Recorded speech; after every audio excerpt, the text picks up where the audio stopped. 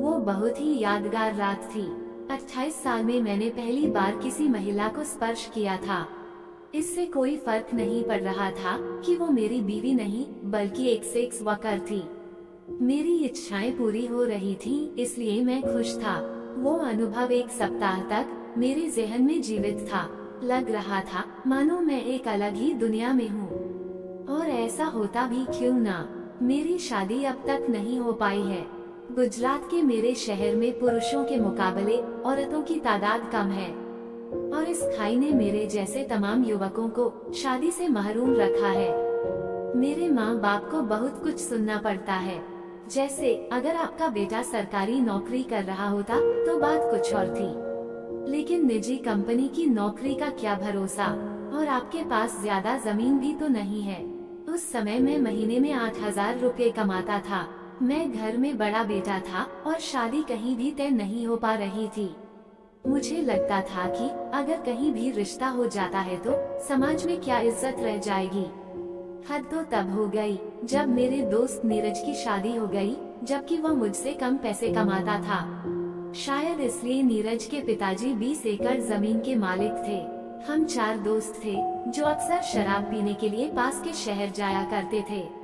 मेरे दोस्त को उस दिन मेरी परेशानी नजर आ गई थी। ग्लास में बियर डालते हुए उसने कहा, अभी इतना परेशान क्यों होता है, चल मेरे साथ। तू अगर शादी कर भी लेगा तो भी इतना मजा नहीं आएगा।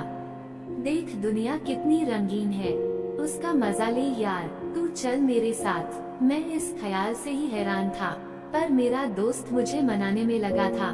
आखिर हम एक होटल में चले ही गए।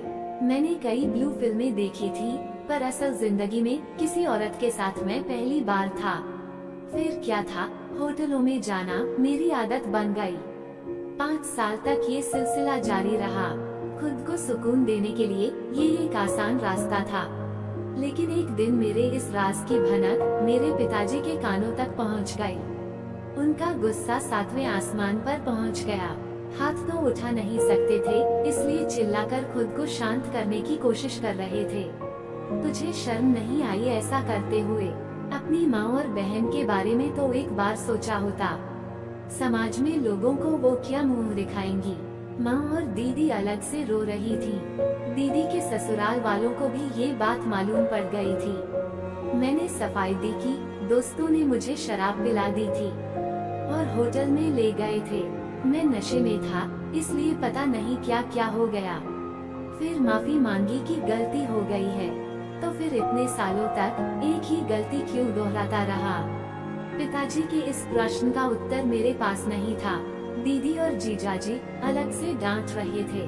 बातें सुनकर ऐसा लग रहा था मानो मैंने कोई बहुत बड़ा जुर्म किया हो, जैसे कि किसी का खून। 3 दिन तक मेरे पिताजी ने मुझसे बात नहीं की, और तीसरे दिन सीधे कहा, तेरे लिए एक विधवा का रिश्ता है। उसका 5 साल का बेटा है, लेकिन लड़की अच्छे घर से है। लड़की के पिताजी को तेरी इन हरकतों के बारे में पता है, लेकिन वो शादी के लिए राजी है। बेटा, तेरी भी उम्र हो रही है, तू 31 साल का हो गया है। इस रिश्ते को हाँ कह दे।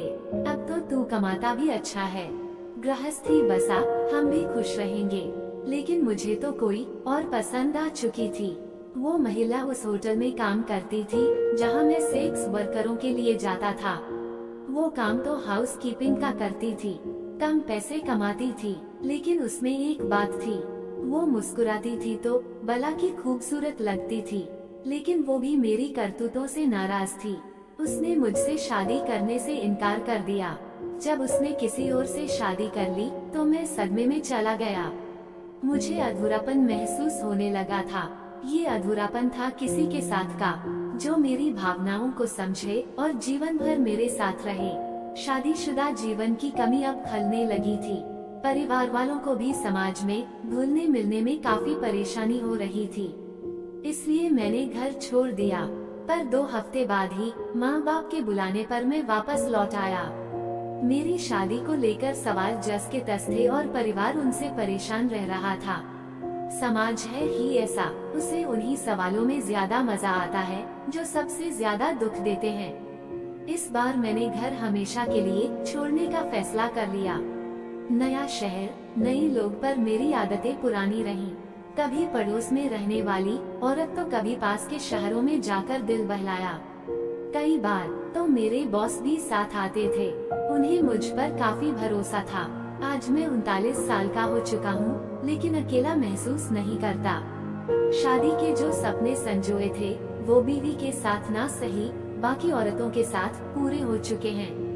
सब चलता है, जिंदगी है।